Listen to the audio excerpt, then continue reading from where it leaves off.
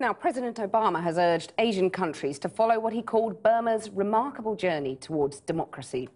The first sitting American president to visit a nation once considered an international pariah met his Burmese counterpart and the pro-democracy leader Aung San Suu Kyi, who got a hug and a kiss. But as he appealed for an end to the deadly clashes between Muslims and Buddhists, some are asking if his trip might be just a little premature. From Rangoon, here's our Asia correspondent, John Sparks. There was a time, not so long ago, when nobody wanted to visit Rangoon. But that's all changed. World leaders have been turning up in droves to congratulate Burma on its recent democratic reforms. And today, it got the ultimate pat on the back. President Obama's visit is all about encouragement, a bit like awarding a prize for most improved student.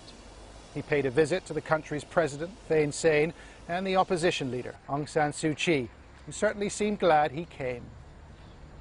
But the president has received a great deal of criticism for making the trip now.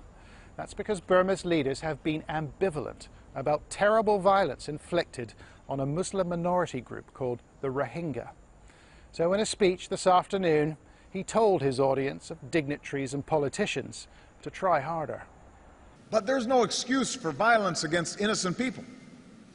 And the Rohingya hold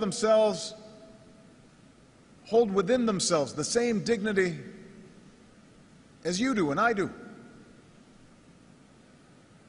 National reconciliation will take time, but for the sake of our common humanity and for the sake of this country's future, it's necessary to stop incitement and to stop violence. Well, we've just returned from this part of the country. It's called Rakhine State.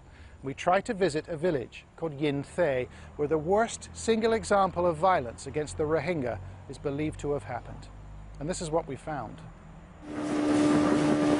The water is calm and the countryside tranquil. But these scenes are deceptive, for there is little peace in Burma's northwest. We've heard a story about a massacre in a village called Yin Thay, and we've come to investigate it. Our contacts tell us the village has been destroyed and many people have died. It's isolated and difficult to get to, but we're going to try. Ethnic Buddhists and Muslim Rohingya have lived here for centuries, but in recent months, hatred and violence has spread. Both sides have suffered, but the Rohingya have borne the brunt. 110,000 have been burnt out of their homes. Those remaining in their villages face draconian restrictions. We saw the Burmese army keeping watch in Muslim villages on our way to Yin Thay. But when the road ran out, so did our progress. And I can see some troops on the other side, on the other bank. As we crossed a rickety bridge, our path was blocked by soldiers and military policemen. "Don't let them film," said the lieutenant. Something terrible happened in Yin Thay 3 weeks ago, but the soldiers wouldn't talk. Later on, however, we met 2 doctors who did. How many people have died in that village? 59. 59? Yeah.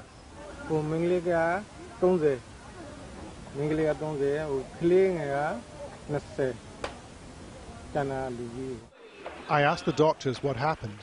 They said the local Buddhists, the Rakhine, had carried out a planned attack. 5,000 people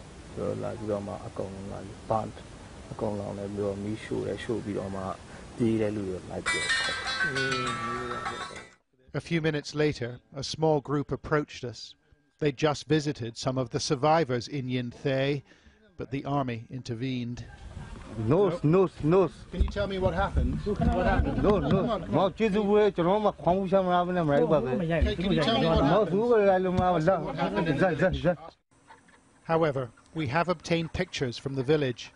Pictures of newly dug graves. 8 in one pit, 4 in another, 6 in another, said one local. Of the community's 500 houses, only 7 remain, and hundreds of people now live in the fields. Some have suffered terrible injuries. This boy is 3 years old.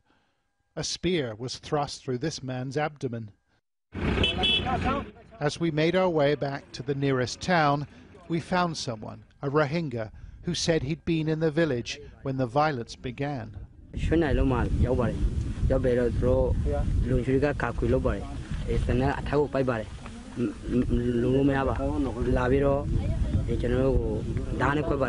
Mr. Ayu described a massacre, acts of barbarism conducted with spears and swords and maces.